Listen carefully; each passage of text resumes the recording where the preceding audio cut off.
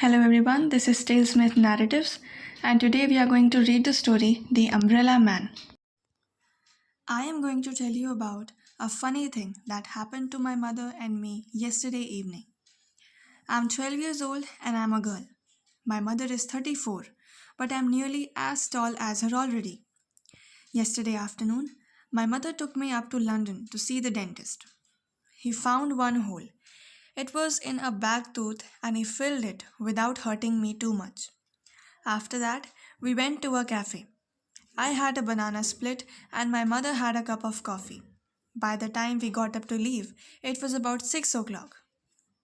When we came out of the cafe, it had started to rain. We must get a taxi, my mother said. We were wearing ordinary hats and coats, and it was raining quite hard. Why don't we go back into the cafe and wait for it to stop?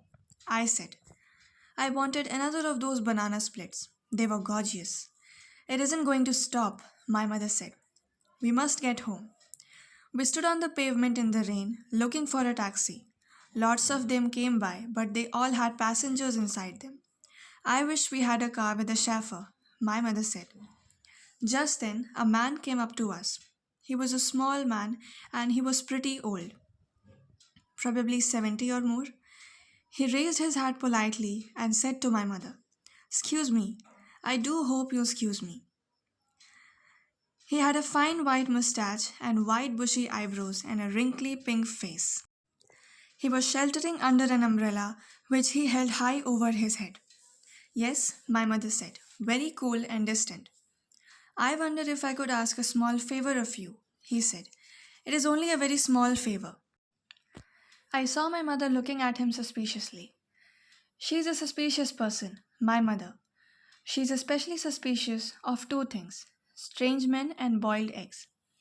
When she cuts off the top of a boiled egg, she pokes around inside it with her spoon as though expecting to find a mouse or something. With strange men, she has a golden rule which says the nicer the man seems to be, the more suspicious you must become. This little old man was particularly nice. He was polite. He was well spoken. He was well dressed. He was a real gentleman. The reason I knew he was a gentleman was because of his shoes. "You can always spot a gentleman by the shoes he wears," was another of my mother's favorite sayings. This man had beautiful brown shoes.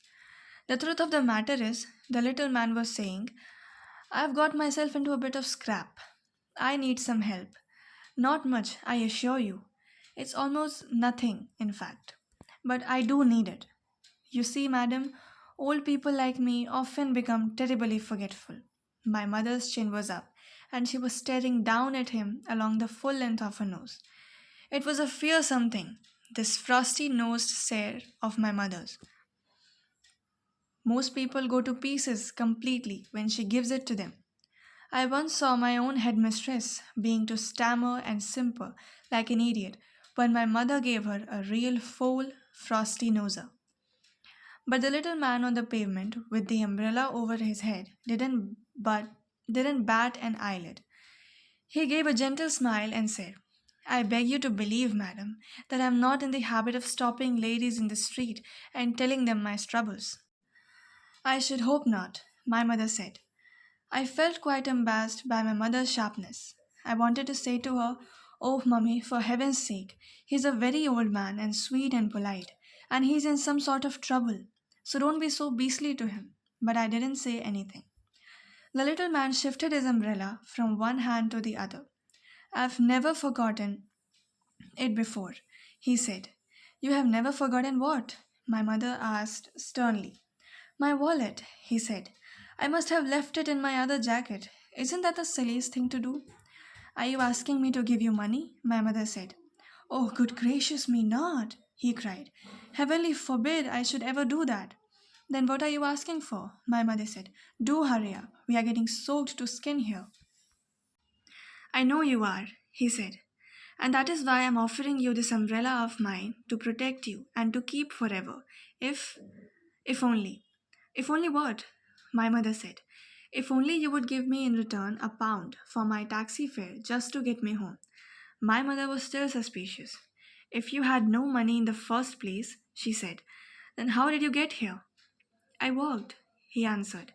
Every day I go for a lovely long walk, and then I summon a taxi to get me home.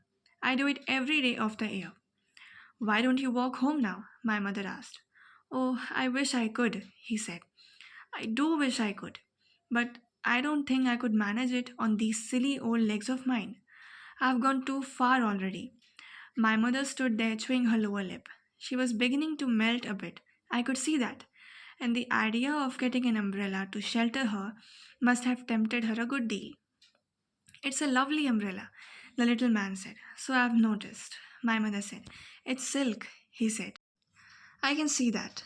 Then why don't you take it, madam? He said. It cost me over £20, I promise you. But now it's of no importance, so long as I can get home and rest these old legs of mine. I saw my mother's hand feeling for the clasp of her purse. She saw me watching her. I was giving her one of my own frosty nosed looks this time, and she knew exactly what I was telling her. Now listen, Mummy, I was telling her, you simply must not take advantage of a tired old man in this way. It's a rotten thing to do. My mother paused and looked back at me. Then she said to the little man, I don't think it's quite right that I should take an umbrella from you worth £20.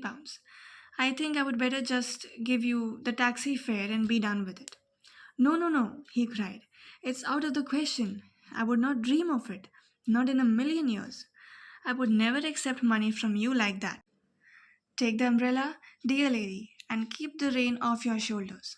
My mother gave me a triumph sideways look. There you are, she was telling me.